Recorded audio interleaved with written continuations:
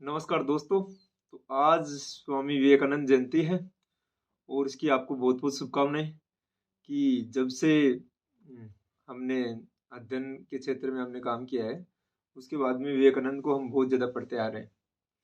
विवेकानंद के बारे में ये कहा जाता है कि वो युवाओं के लिए एकदम मार्गदर्शक का काम करते हैं और इन्होंने अपने आध्यात्मिक जीवन का ओरिजिनल जो मकसद है ना, ये विवेकानंद ने पूरा करने का प्रयास किया है। इसके पीछे मुख्य तर्क ये दिया जाता है कि विवेकानंद हमारी जो संस्कृति है उसको पूरे विश्व में प्रेजेंट किया है उन्होंने। 12 जनवरी 1863 को विवेकानंद का जन्म हुआ कोलकाता में। इसके पिताजी जो थे वो उनका जो पैसा था वो वकील थे। उनके मतलब उसके दादाजी भी वकील ही थे, ठीक है। उसके बाद भी अध्ययन के क्षेत्र में विवेकानंद पढ़ने लग गए और पढ़ने के बाद में इन्होंने जो काम करना शुरू किया है वो काबिल तारीफ है। ऐसे कहते हैं शुरुआत में जब विवेकानंद थे वो नास्तिक व्यक्ति थे, वो किसी धर्म में बिलीव नहीं करते थे, भगवान में बिलीव नहीं करते थे। तो वो हमेशा मतलब कि भगवान वगैरह की इनकी मजाक उड़ाया करते थे। तो एक दिन क्या हुआ कि उनकी जो भेंट है उनकी कॉलेज में, वो इंग्लिश लिटरेचर से थे, तो उन्होंने अपनी कॉलेज में वे एक बार स्वामी रामकृष्ण परमहंस आए हुए थे, उनसे उनकी मुलाकात हुई। और ऐसे कहते हैं कि जो परमहंस है उनका इतना प्रभाव उनके ऊपर पड़ा कि वो आगे चलकर उनके शिष्य बन गए और अपना गुरु उनको स्वीकार कर लिया।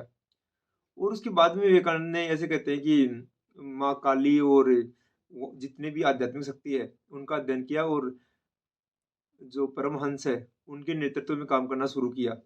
आगे चलकर उन्होंने परमहंस के प्रेरणा से ही पूरे जो संस्कृति है वेदों का अध्ययन किया और वेदा में जो सकारात्मक चीजें हैं उनको उन्होंने सामने लाने का प्रयास किया है।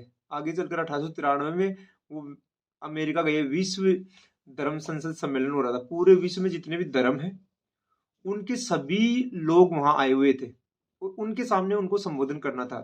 और ऐसे कहते हैं 2 मिनट का समय दिया गया था विवेकानंद को बोलने के लिए। और इसलिए वहां जो इन्होंने बोला वो उन्होंने बोला कि मेरे अमेरिकन भाई और बहनों, ठीक है। वो जो ब्रदर एंड सिस्टर की जो बात की इन्होंने, तो ऐसे कहते हैं पूरा वो पंडाल था, वहाँ 7,000 लोग थे, वो सभी उनके लिए अनुग्रहित हो गए, वो सभी उनके लिए सम्मान में खड़े हो गए। और यहाँ से ही ऐसे कहते हैं विवेकानंद पूरे विश्व में जाने जाने लगे। विवेकानंद की ने सबसे उनका प्रसिद्ध जो कोटेशन है वो है कि उठो जागो, उठो जागो और तब तक मत रुको जब तक लक्ष्य की प्राप्ति ना हो जाए। और अगर आप मतलब कि जब तक अगर आप लक्ष्य को पाने से पहले ही रुक जाते हो तो ये अपने आप में आपकी मतलब है कि हार होगी, ये आपकी मतलब ये आपकी जीत नहीं होगी ये। तो इसके साथ में विवेकानंद क्या करते हैं कि हमारे जो उनका एक दर्शन है आध्यात्मिक मानवतावाद, जिसमें उन्होंने कहा था कि जो गरीब की सेवा है ना, गरीब की सेवा करना ही ईश्वर प्राप्ति करने का मार्गदर्शन हो सकता है। और उन्होंने ज्ञान योग और कर्म योग जैसी महान पुस्तकें लिखी। उन पुस्तकों के माध्यम से व्यक्ति के जीवन में अनेक महत्वपूर्ण जो धार्मिक संस्कृति है वो किस तरह उजागर हो सकती है उसकी बात की है विवेकानंद ने। विवेकानंद के बारे में ये कहा जाता है कि उन्होंने युवाओं को हमेशा ऐसे कहते हैं कि हमेशा नए जिज्ञासा प्रधान जीवन देने की बात कही है। विवेकानंद की जो हमारी जो शिक्षा है वो हमारे जो संस्कृति है, हमारे जो वास्तव में राष्ट्रवाद है और हमारा जो हमारे देश की वास्तविक जो मूल्यता है वो उनके विचारों में हमें देखने को मिलती है। इसके साथ में उन्होंने ये कहा कि जो धर्म है वो व्यक्ति के कल्याण के लिए होना चाहिए, ना कि मतलब ये कि धार्मिक पाखंडवाद का इन्होंने विरोध किया है।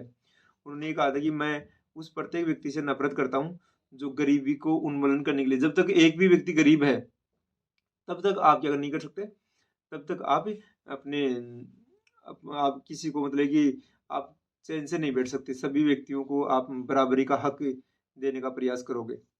तो विवेकानंद अपने आप में बड़ी ऐसे कहते हैं कि बड़ी हमारे सामने एक प्रेरणा है। उनके जीवन से हम सीख कर आगे हम बढ़ सकते हैं। इसके साथ में सामाजिक जीवन है उनका, वो भी काफी अभी प्रेरित रहा है। जैसे मान लो कि श्रीलंका से लेकर उत्तराखंड तक उन्होंने जो जितने भी भाषण दिए उनके बारे में भारत सरकार ने भी उनकी एक बुक है उसमें प्रकाशित किया। इसके साथ में खूब सारे कोटेशन के माध्यम से हम विवेकानंद को, हमारे सामने सारे खूब सारे कोटेशन आते हैं विवेकानंद के, तो उनके माध्यम से भी हम कर सकते हैं। खेतड़ी के जो महाराजा थे उन्होंने उनको विवेकानंद नाम दिया था, ठीक है। पहले उनका नाम नरेंद्र दत्त था और आगे चलकर वो विवेकानंद हो गए। और उनके, जब वो अमेरिका में थे, उनका एक छोटा सा किस्सा है, मैं सुनाकर इसकी बात को कंप्लीट करता हूँ। विवेकानंद ने जब वहाँ वो संबोधन करने के बाद में वो मिले, एक अंग्रेजी महिला से मिले। वो महिला ने कहा कि आप मेरी शादी कर लो। तो उन्होंने कहा कि आप शादी करके क्या करोगे? तो बोले कि मैं आपसे उत्पन्न संतान चाहती हूँ। तो विवेकानंद ये कहते हैं कि आप मेरे को अपना बेटा ही मान लो, ठीक है, मैं मेरे सन्यास को नहीं तोड़ सकता। वो ऐसे कहते हैं, युवा अवस्था में सन्यास धारण उन्होंने कर लिया था। और आगे चलकर ये विवेकानंद है, ये हमारे महान भारत के लिए एक अच्छे प्रेरणादायी स्रोत के रूप में जाने जाते हैं। 39 वर्ष की उम्र में इनका देहांत हो गया मधुमेह रोग से। और आगे इनको आज भी हमारे युवाओं में और एक अभिप्रेरणा के लिए स्वामी विवेकानंद को जाना जाता है। तो हम इस जो आज की जो जयंती है, युवा दिवस है, युवाओं को इसको समर्पित करता हूँ।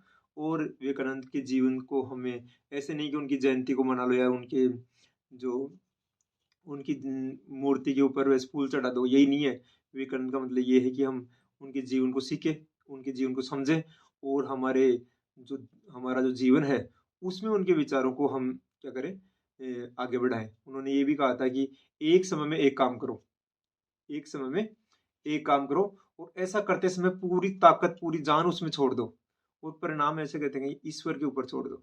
एक समय में एक काम करो और ऐसा करते समय पूरा जीवन उसमें लगा दो, पूरा परिश्रम आप उसमें लगा दो, और बाकी ईश्वर पर छोड़ दो। इसका इसके लिए सभी जो आपको जो परिणाम मिलेंगे वो काफी काबिले तारीफ मिलेंगे। तो इसी भावनाओं के साथ विवेकानंद को हमें पढ़ना चाहिए, विवेकानंद की किताबों को पढ़ना चाहिए। विवेकानंद ने आधुनिक भारत के नाम से भी किताबें लिखी है, विवेकानंद ने राजयोग लिखी है, विवेकानंद ने कर्म योग लिखी है, उनके बारे में हमें पढ़ना चाहिए। इसके साथ में ऐसा नहीं कि पढ़कर वैसे छोड़ दिया, और जैसे ये अभी लेक्चर आप सुन रहे हो और जयंती के बारे में, ऐसा नहीं है। उनके जीवन को पढ़ो, उनसे अभिप्रेरित हो, उनसे प्रेरणा लेकर अपने जीवन को सुधारो, उसके बाद में दूसरे लोगों को ये बात कहो, ठीक है। तो इसलिए हमें ऐसा नहीं है कि हम ओनली ये बस हम सुन लेते हैं और फिर एक कान से सुना और दूसरे कान से निकालते हैं, ऐसे ऐसा नहीं करना है अपन को। अपन को उनके चाहिए, उनको थोड़ा सा ही पढ़ो, लेकिन उनको अपने जीवन में उतारो, क्योंकि विचार वही है जो अपने जीवन में उतार कर हमारे जीवन की दशा और दिशा बदल दे। इन्हीं शुभकामनाओं के साथ आपने आप सभी को इसकी शुभकामनाएं। धन्यवाद, नमस्कार, जय हिंद, जय भारत।